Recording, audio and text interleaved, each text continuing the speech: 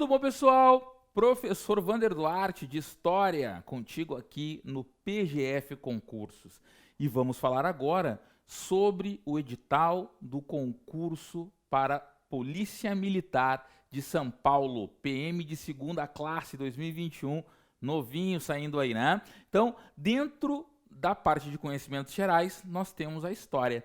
E essa história, ela é dividida em história geral e história do Brasil. Nós vamos entender como a banca organiza, né, organizou os concursos anteriores, vamos até fazer algumas questões do concurso anterior aqui.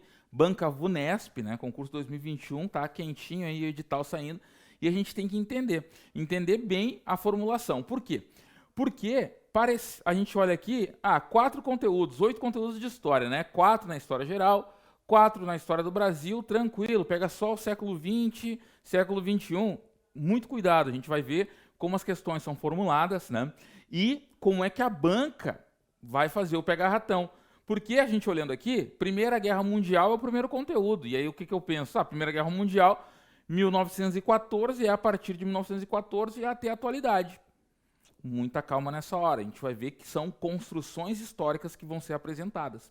Então, vou ter que entender, né, nós vamos começar a estudar, nas nossas aulas, a gente vai entender como foi a formação dos blocos e como as potências que chegaram, né, na formulação das guerras mundiais se organizaram. Por quê? É a Primeira Guerra Mundial, o nazifascismo é a Segunda Guerra Mundial, a Guerra Fria, globalização e as políticas neoliberais. Então, nós vamos partir do século XIX, lá da formação, certo? Da formação, da unificação tardia de Itália e Alemanha, entender como as outras potências, né, como União Soviética, entender como, né, Rússia e depois União Soviética, entender como Inglaterra, como França se organizaram para chegar no momento da guerra, como foi a política, né, o neoliberalismo, como tudo aconteceu naquele contexto para chegar na Primeira Guerra Mundial, entender a ascensão do nazifascismo, certo? Entender a crise de 29, todo o período entre guerras, a Guerra Fria, alguns conflitos periféricos da Guerra Fria, globalização e as políticas neoliberais, tá? Eu preciso entender os contextos históricos. A banca VUNESP, na prova da PM de São Paulo, as questões são de processo, não são questões diretas. Quem estava de qual lado? Não, são questões de contexto histórico, de processo histórico. Então a gente tem que entender os processos históricos. E na história do Brasil a mesma coisa, a Revolução de 1930 e a Era Vargas. Eu tenho que entender os fatores que levaram à Revolução de 30. Então tem que entender o período anterior, a chamada República Velha, República Oligárquica, República da Espada, como, né, se constituiu a República no Brasil. Eu tenho que entender. Eu tenho que entender porque o ponto 2.2 ali, Constituições Republicanas. Opa! Se eu estou chamando de constituições republicanas, é porque eu tenho constituição anterior à república. Então, eu tenho que entender para não marcar, né, a alternativa errada, porque se eu tiver uma questão sobre constituições, entre as alternativas erradas vai aparecer a primeira constituição. Apenas uma constituição brasileira não é republicana. A Constituição de 1824, a primeira Constituição brasileira, ainda no período imperial, certo? 2 anos depois da independência do Brasil.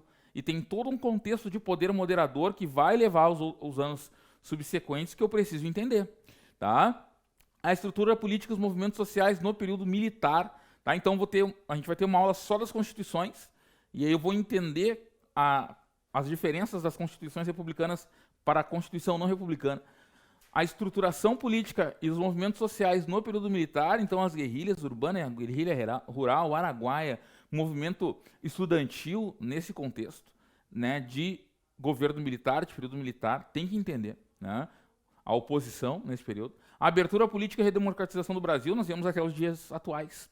Então é importante eu entender a passagem, né, entender o processo de abertura, as chamadas diretas já, todo aquele contexto de fim de governo militar, a passagem, né, de governo, a primeira Constituição pós-governo, porque a redemocratização do Brasil está relacionada ainda, os processos de impeachment, né, nos governos posteriores aos governos militares, eu tenho que entender o processo. Então, tanto na parte de história geral, como na parte de história do Brasil, o necessário é o entendimento do processo histórico, tá bom? E agora nós vamos olhar questões sobre o conteúdo e vamos entender por que é interessante o processo. Não existe né, prova da VUNESP, PM de São Paulo, não existe questão direta.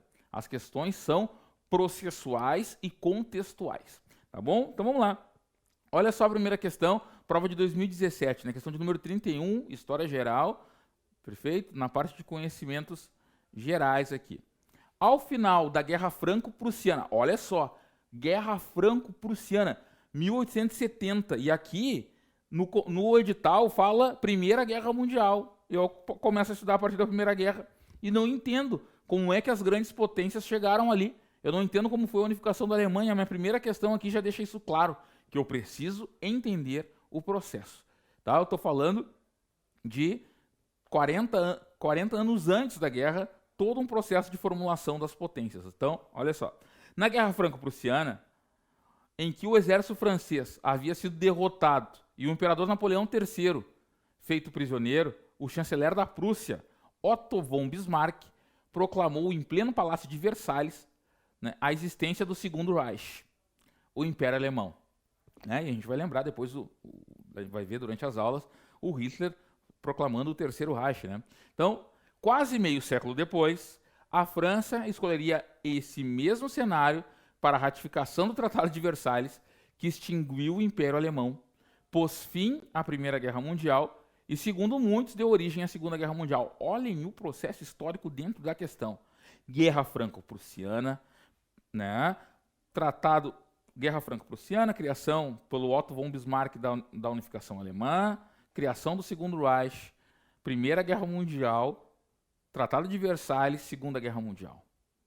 Tá? Processo histórico, uma questão de processo histórico. E aí vai lá, Segunda Guerra Mundial. Entre as tensões relacionadas, e aí nós vamos para a parte que vai diretamente para a questão, entre as tensões relacionadas ao Império Alemão, que contribuíram para a eclosão da Primeira Guerra Mundial, é correto identificar. Tá? Então, qual era a grande questão do Império Alemão? Letra A, a concorrência militar e industrial com a Inglaterra, certo? As disputas territoriais com a França, certo? Território Alsácia-Lorena. E as rivalidades com o Império Russo na região dos Balcãs. Pan-germanismo, revanchismo francês, todos os motivos que levaram à Primeira Guerra Mundial estão aqui nessa alternativa. Eu preciso entender o contexto histórico, tá? Vamos ver o porquê que as outras alternativas estão erradas, já que a letra A é a certa. B. O choque fronteiriço com a União Soviética recém-formada. A disputa das rotas comerciais com o Império Turco-Otomano e o conflito étnico com a Tchecoslováquia. Não, a União Soviética foi criada já na década de 1920, né? Então não é totalmente fora de contexto. A disputa com a Áustria-Hungria pelo acesso ao Mediterrâneo, né? Na verdade, não era essa a questão. O embate imperialismo com a Itália foi uma das parceiras no primeiro momento, por territórios na África, e o problema da fronteira com a Polônia. Isso aqui é uma questão de Segunda Guerra Mundial com a Polônia, e a Itália era parceira. Não é. D. As tensões nacionalistas na região dos países bálticos, o conflito com a Bélgica pelo acesso ao mar no norte e os impasses diplomáticos com a Holanda, não é verdade isso aqui.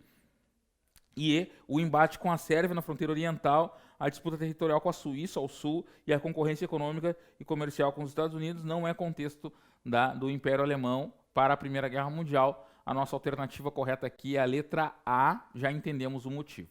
Né? Disputa imperialista, industrial com a Inglaterra, revanchismo territorial com a França e a rivalidade com o Império Russo na região dos Balcãs. Lembrando, né, que o motivo, o estopim para o início da Primeira Guerra Mundial foi o assassinato do arquiduque Francisco Ferdinand, certo? Então, herdeiro do trono austro-húngaro. Então, a gente tem que entender o processo. Essa questão deixa muito evidente isso.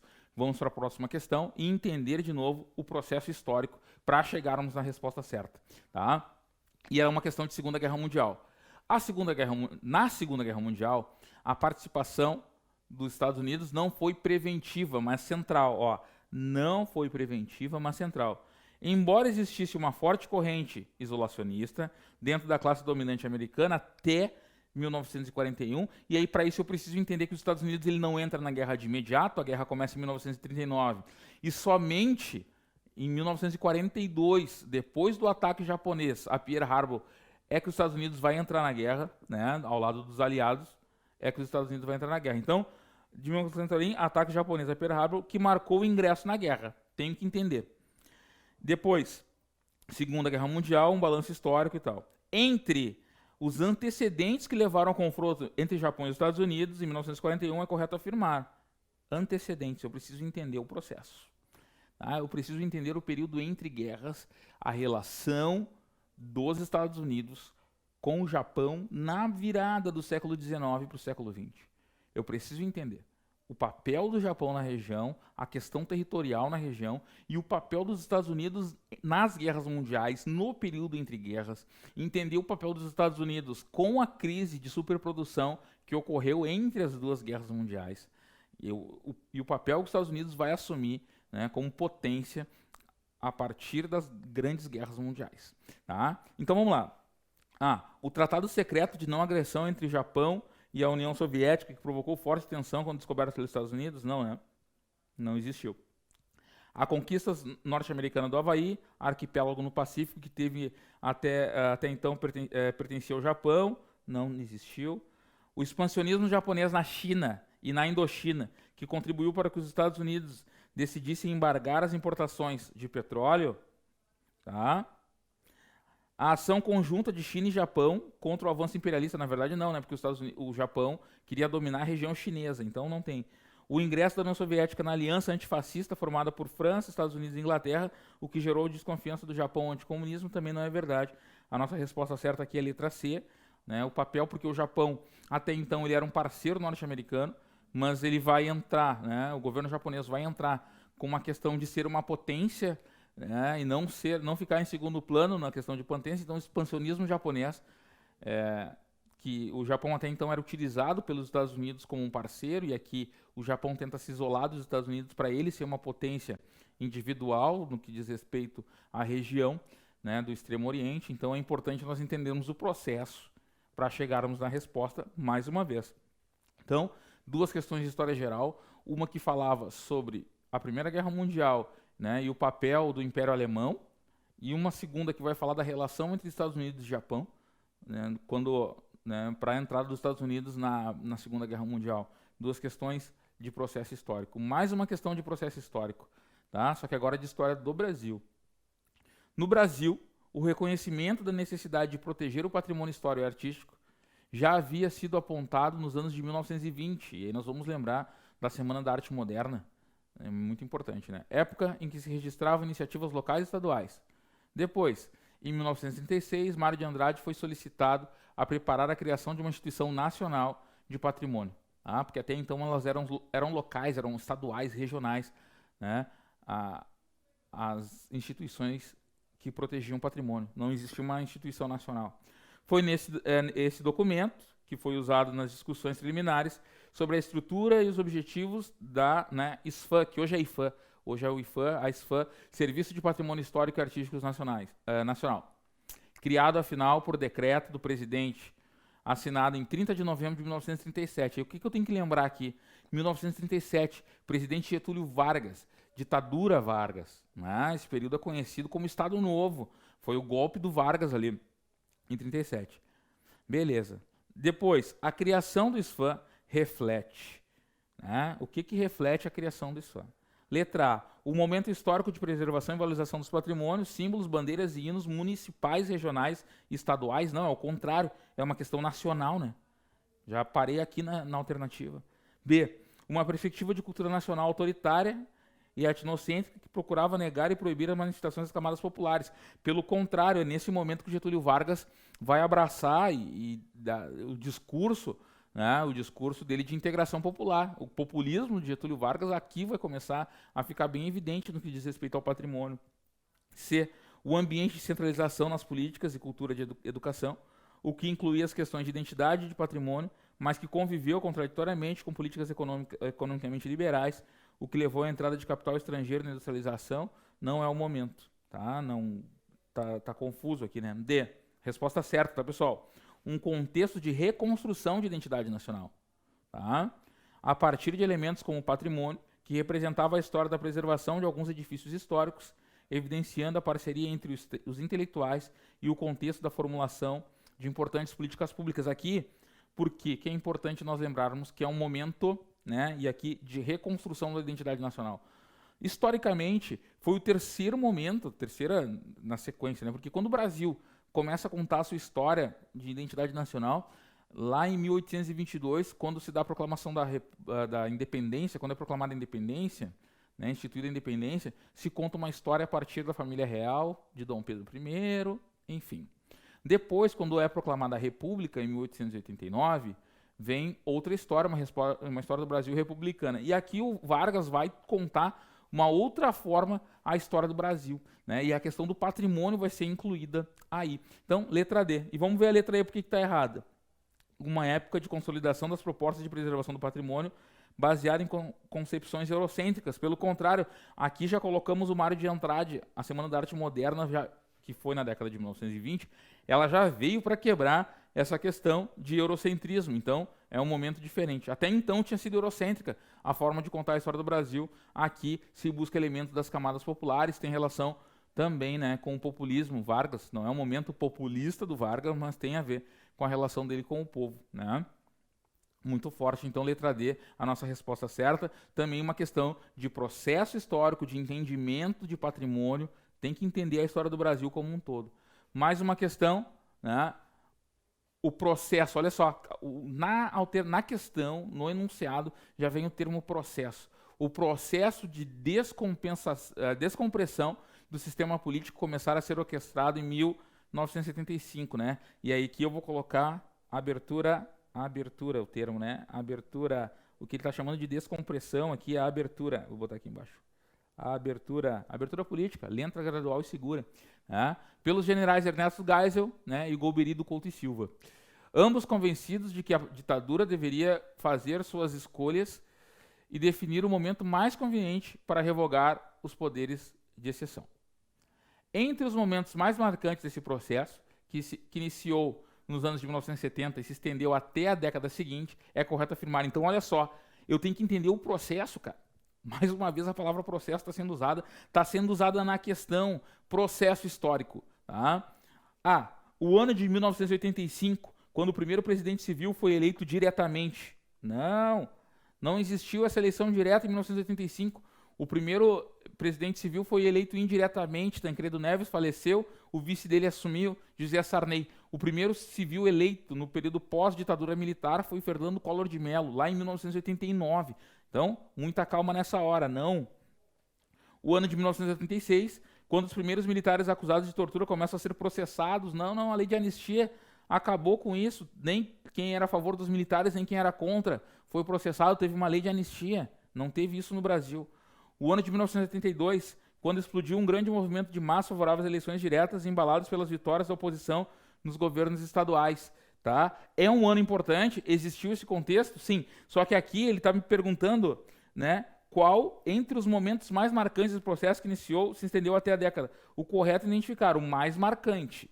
Tá? Isso aqui é importante, mas as diretas já nem certo deu. Então, eu tenho um processo certo na letra C, mas que não é o mais importante. O biênio 88-89, quando foi eleita a Assembleia, que inscreveu a Constituição, que só entrou em vigor depois do plebiscito sobre a reforma. Não é verdade isso aqui. Teve plebiscito em 93? Teve plebiscito. Mas a Constituição não passou a vigorar depois do plebiscito. Tá? E aí a resposta certa. O biênio 78-79, quando o AI-5 foi extinto, a lei de anistia foi promulgada, falei dela ali em cima, e extinguiu-se o bipartidarismo, passando a haver vários partidos. Sim, até então era MDB e Arena, e aí abrem vários partidos políticos a partir de 1978.